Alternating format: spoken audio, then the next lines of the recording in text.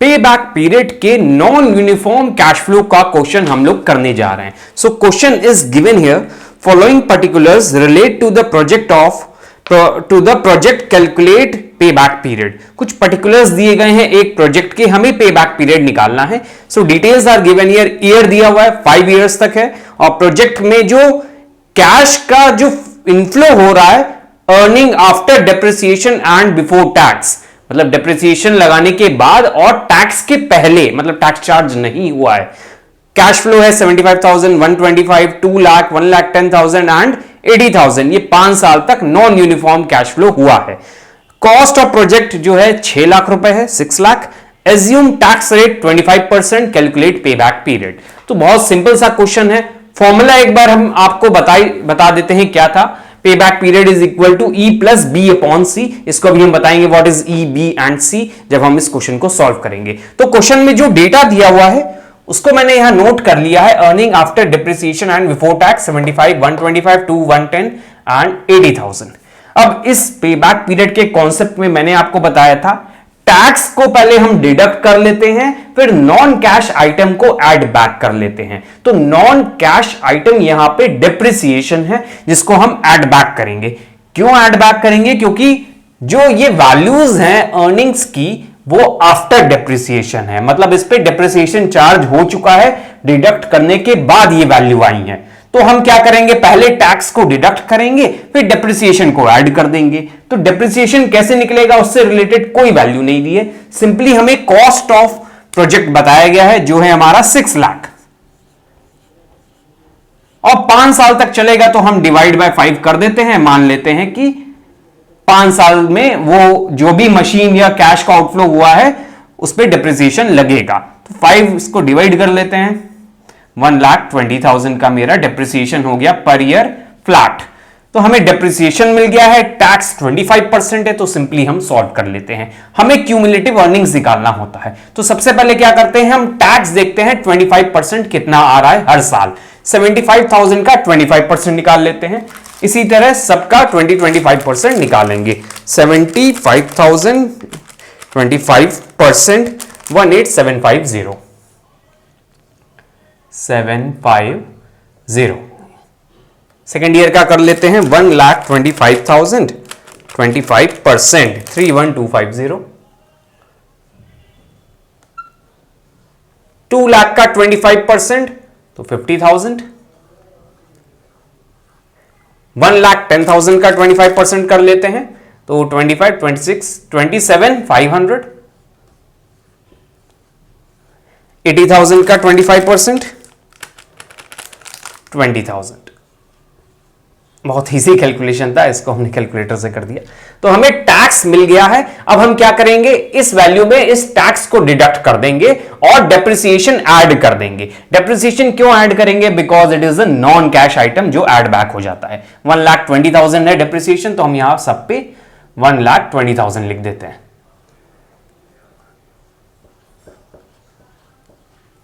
1,20,000.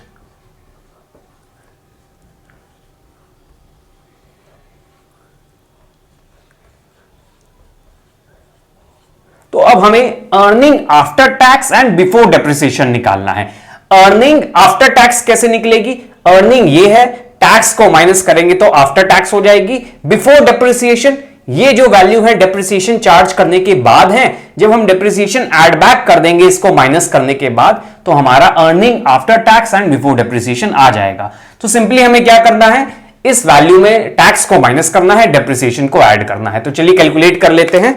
75,000 minus 18,750 plus 1,20,000 176,250 76,250. इसमें भी कर लेते हैं. 1,25,000 प्लस 31,250 माइनस होगा 31,250 एंड प्लस 1,20,000 21,3750. इसको भी कर लेते हैं. तो 3,20,000 minus 50,000 2,70,000. Then this one 2,30,000 minus 27,500. 2,30,000 minus 27,500. 202500. Then this one 2 lakh minus 20,000, 1,80,000. अब हम क्या करेंगे, क्यूमुलेटिव अर्निंग्स निकालेंगे, जैसे आप क्यूमुलेटिव फ्रीक्वेंसी निकालते थे, this plus this plus this, इस तरह हम लिखते जाएंगे। तो सबसे पहला क्या है हमारा 1,76250 प्लस, ये पहला हो जाएगा हमारा 1,76250, this plus this is this 2,13750, 3,90,000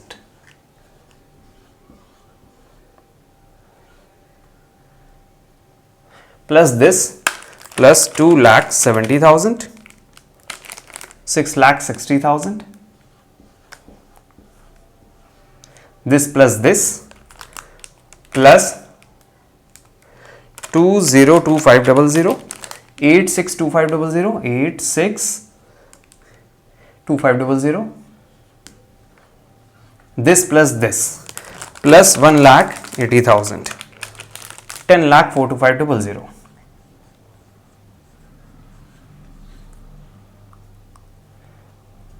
so these are my cumulative earnings. तो अब हम आते हैं अपने क्वेश्चन पे।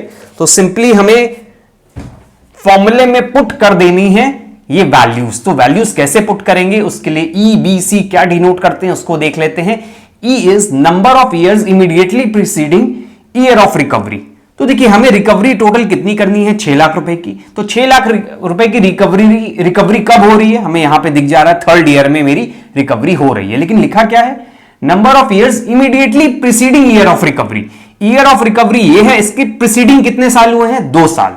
तो हमारा ई क्या हो गया यहां पर 2 ईयर्स, तो 2 ईयर लिख लेते हैं यहां पर हम, प्लस अब फॉर्मूले में एक चीज हमने नहीं लिखी है यहां पे, 12 मंथ्स होता है मल्टीप्लाई बाय 12 मंथ्स, तो हम यहां लिख दे रहे हैं क्योंकि मंथ्स में हम आंसर निकालेंगे जो भी पॉइंट वाला आएगा। बी बाय सी, तो बी क्या होता है उसको देख लेते हैं। B is balance of amount of investment to be recovered. Balance of amount of investment to be recovered, मतलब हमारा कितना इन्वेस्टमेंट बच रहा है रिकवर होने में। 6 लाख में यहां पे मेरा रिकवरी हो गई है 3,90,000 की, हमें टोटल रिकवरी करनी है 6 लाख की। तो कितना बैलेंस बच रहा है 6 लाख में, आपको साफ साफ दिख रहा है कि 2,10,000 का बैलेंस बच रहा है। 6 लाख माइनस 3,90,000, तो हमारा यहां क्या आएगा 2,10,000। ये बैलेंस ऑफ रिकवरी है, ध्यान रखिएगा। इस साल के बाद कितना पैसा बच रहा है कि मेरा 6 लाख पूरा हो जाए, तो आप 6 लाख में माइनस कर दीजिए 2,10,000। सी क्या है मेरा, cash flow during the year of final recovery. Final recovery मेरी कब हो रही है, इस साल। इस साल में मेरा कैश फ्लो कितना है 2,70,000, तो आप यहां पे लिख दीजिए 2,70,000 और मल्टीप्लाई बाय 12 कर दीजिए फॉर मंथ्स। तो चलिए इसको हम लोग सॉल्व कर लेते हैं। इसको 2,10,000 मल्टीप्लाई बाय 12 डिवाइडेड बाय 2,70,000, 9.33 आ रहा है हमारा। तो 2 इयर्स प्लस 9.33 है, तो हम 9 मंथ्स ले लेते हैं। हमारा आंसर आ गया 2 years 9 months. So this is my payback period for non-uniform cash flow.